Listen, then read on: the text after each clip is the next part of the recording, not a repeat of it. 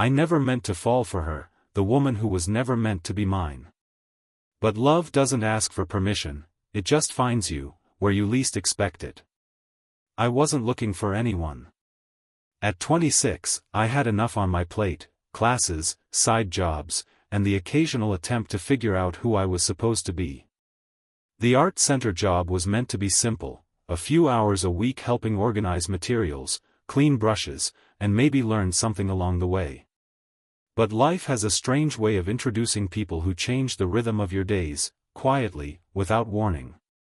The first time I saw Elena, she was standing by the window of the pottery studio, sleeves rolled to her elbows, a streak of clay on her cheek. She wasn't trying to look graceful, she just was. There was something in the way she moved, deliberate, calm, yet filled with life. Her hands shaped the spinning clay with a kind of care that felt personal. I didn't know why I kept watching her, but I did. When she noticed me hovering awkwardly with a box of supplies, she smiled, not one of those polite smiles you give to strangers, but one that felt warm, as if she'd known me longer than a few seconds. "First day?" she asked, her tone gentle but sure. I nodded, suddenly aware of how young I must have seemed in that moment. She introduced herself simply, Elena, and went back to her work. Her voice carried a softness that made the noise of the room fade a little. It wasn't flirtation, it was something quieter, something that settled under the skin before I could name it. As the class continued, I helped her move a few finished pieces to the drying racks. Every time our hands brushed, it was accidental, but my chest tightened anyway. I noticed the details that probably shouldn't have mattered, the faint trace of lavender on her skin, the way she tucked a loose strand of hair behind her ear when she concentrated, the small sigh she gave when something went wrong. I told myself she was just my instructor, nothing more. But the truth is, I found myself wanting to hear her talk, about art, about anything really. There was experience in her voice, a kind of quiet authority that made me feel like I could learn more than pottery here, maybe even something about myself. That night, when the studio lights dimmed and I walked out into the cool evening air, I realized something unsettling. I was thinking about her. Not in the way you think about a crush or an infatuation, but in the way you think about a person who feels different. Like they carry a story you want to understand.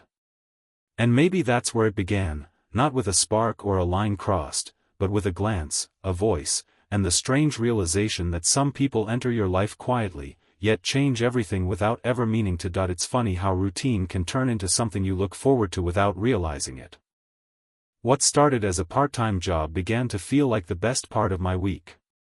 The studio, with its faint smell of clay and coffee, had started to feel like a small, hidden world, one that existed outside everything else in my life. And Elena was at the center of it. She was always there before everyone else, setting out tools, arranging supplies, humming quietly to herself. I started arriving early too, at first out of coincidence, then out of something I didn't want to admit. We'd talk about simple things, what music helped her focus, how she'd fallen in love with pottery in her 20s, the books she read when the nights felt too long. Her stories carried a kind of calm, but beneath them, there was something wistful. Sometimes she'd pause mid-sentence, looking at the unfinished pieces around her, and say softly, "Clay remembers how you touch it." Even the smallest pressure leaves a mark. I didn't know if she meant it literally or not, but I remember thinking that people were the same way. The more I listened, the more I noticed the small things, the way her laughter came easier when she forgot herself, the way her eyes softened when she talked about her son moving out for college. She'd brush it off like it didn't matter, but the quiet ache in her voice said otherwise. I found myself staying late after classes, helping her clean brushes, carry boxes, anything that gave me a reason to stay. Sometimes we'd end up sitting by the shelves, talking long after the last student had left. The world outside the studio didn't exist in those moments. There were times when our hands would accidentally touch, passing a jar, brushing against each other while stacking clay. It was nothing, really, but it wasn't nothing. Each touch seemed to linger a little longer, like a word that didn't need to be said. One night, as we cleaned up, she asked me why I took this job. "I guess I just needed somewhere quiet," I said. She smiled faintly. "Then maybe you came to the right place." I remember the way her eyes met mine for a moment, not with intent, but with recognition. Like she understood exactly what I meant without me saying it. When I left that night, I could still feel her presence around me, the echo of her laugh, the warmth of her hand when she passed me the keys. I told myself it was just admiration, maybe even friendship. But deep down, I knew I was already beginning to look for her, not because I had to, but because something in her steadied the parts of me that were still trying to find their place in the world. And that was the first sign of danger, not love, not yet, just the quiet beginning of it. It was a rainy evening, the kind that turns the world gray and slow. Most of the students had left early, worried about the weather, and Elena was locking up when she realized a few windows in the back room were still open. I offered to stay and help her close things down. She hesitated, then nodded. The storm outside deepened. The sound of rain against the roof became steady, rhythmic, almost like a heartbeat echoing through the quiet studio. The lights flickered once, then went out completely. The room dimmed, leaving only the faint glow from the emergency lamps and the occasional flash of lightning. "Guess we'll have to do this the old-fashioned way," she said, her voice calm but soft, almost lost beneath the sound of rain. I followed her through the dark hallways, our footsteps echoing on the concrete floor. She reached up to pull the last window shut, but the latch stuck.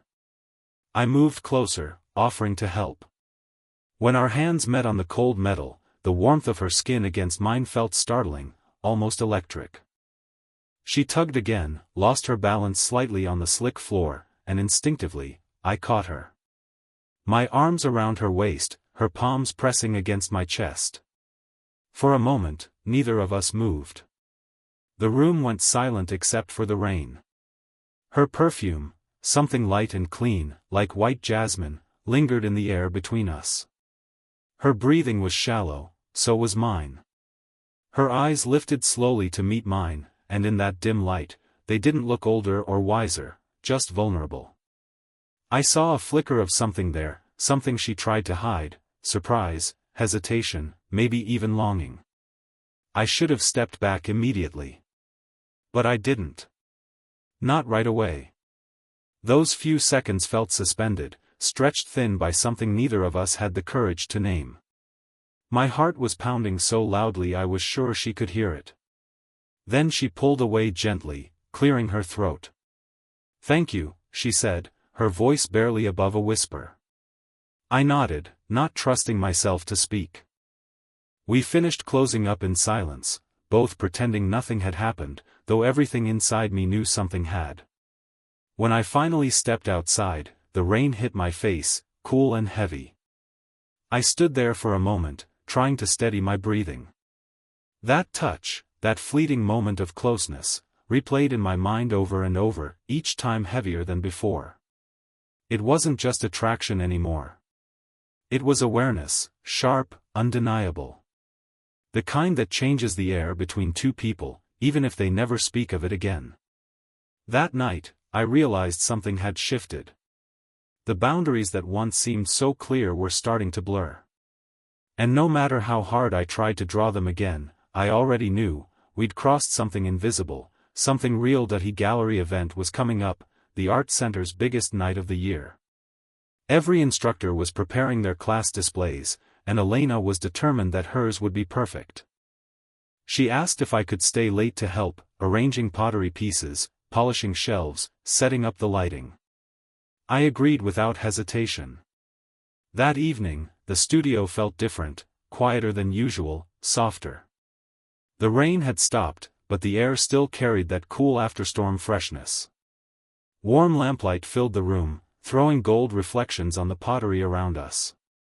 Elena worked silently for a while, adjusting small details with care.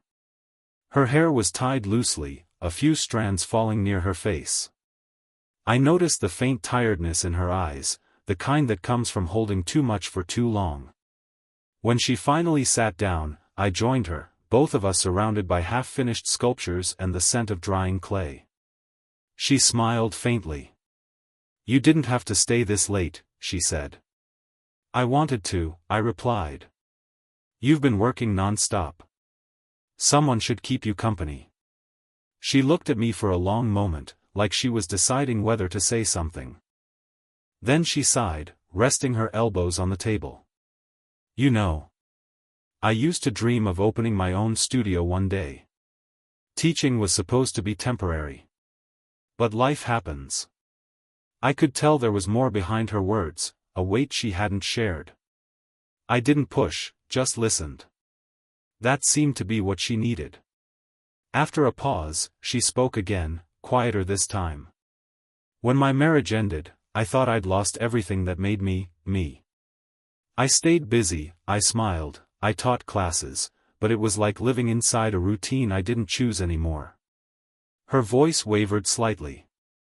It wasn't dramatic, just honest, the kind of honesty that fills a room without needing to be loud. I wanted to say something comforting, but instead, I just nodded.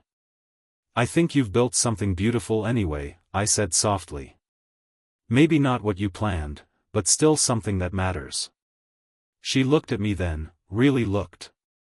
Her eyes met mine with a depth that made the air feel still. There was no smile this time, just quiet gratitude. For a few seconds, neither of us spoke. The soft hum of the lamps filled the silence.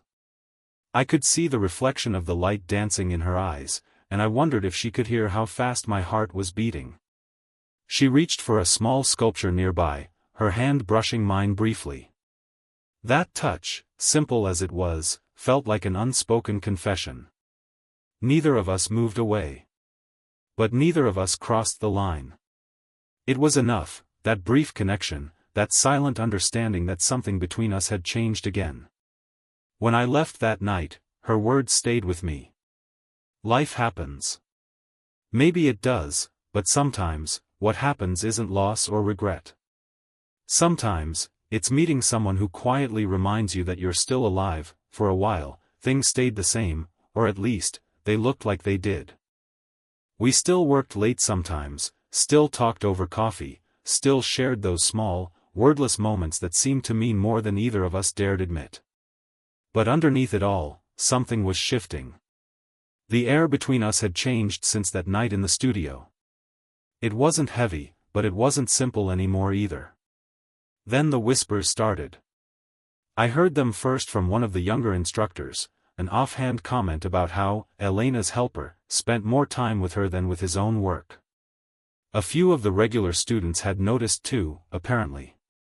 "You two make quite the pair," one woman had teased, with that knowing tone people use when they don't know the full story. I laughed it off, but the unease lingered. When I mentioned it to Elena, she went quiet. "They'll talk about anything," she said after a moment, her voice tight. "Don't take it personally." But I could see in her eyes that she already had. After that, she began to pull back, subtly at first. Shorter conversations. No more late nights unless absolutely necessary. Her smiles became polite again, careful, practiced. She was protecting something, her job, her reputation, maybe even her heart. One evening, after a long day, I found her outside the center, waiting for her ride. The sky was dim, the air cold enough to make our breaths visible. I could see how tense she looked, how tired. "Elena," I said quietly, stepping closer. "Did I do something wrong?" She hesitated, her hands gripping the strap of her bag. "No," she said finally. "You didn't. This is just getting complicated." I took a slow breath. "Because people are talking?" She nodded. "Because they don't understand. They never will. You're young, you have your whole life ahead of you. I can't be the reason people start seeing you differently." Her voice cracked slightly on the last word. I wanted to tell her that I didn't care, that none of it mattered. But I could see how much it did to her. The fear in her eyes wasn't vanity, it was self-preservation. "Elena," I said softly, I don't see you the way they do. She closed her eyes briefly, as if the words hurt more than they helped. That's exactly why it scares me, she whispered. The sound of distant thunder rolled across the sky, low and steady. For a moment, I thought she might reach for me, but instead, she turned away, blinking back tears she didn't want me to see. Go home, she said gently. Please. And so I did. I walked into the night, rain starting to fall again, cold drops tracing down my face. But it wasn't the weather that stung. It was the silence, the space that had opened up between us, wide and fragile, like something that could break if I tried to cross it. That night, I realized something I'd been avoiding all along. I wasn't just drawn to her. I was in love with her. And love, when you're not supposed to feel it, hurts in a way nothing else does. The studio felt different without her warmth filling the air. I still came in for my shifts, still cleaned brushes, still organized supplies, but everything seemed muted, like color drained from a painting. She was there, of course, but distant. Her smiles were brief, her voice professional. I told myself to let it go, to give her space. But every time I saw her walk past me without a word, I felt something tighten in my chest, the ache of unfinished sentences, of something left unsaid. One afternoon, I came in early and found the studio empty except for her.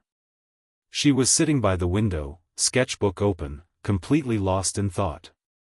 Sunlight filtered through the blinds, painting stripes of gold across her face. For a long moment, I just watched her, the calm in her posture, the sadness she tried to hide. Then, without thinking, I said her name. Elena. She looked up, startled at first, then softened when she saw it was me. You're early. I couldn't stay away, I admitted quietly. She closed the sketchbook and set it aside.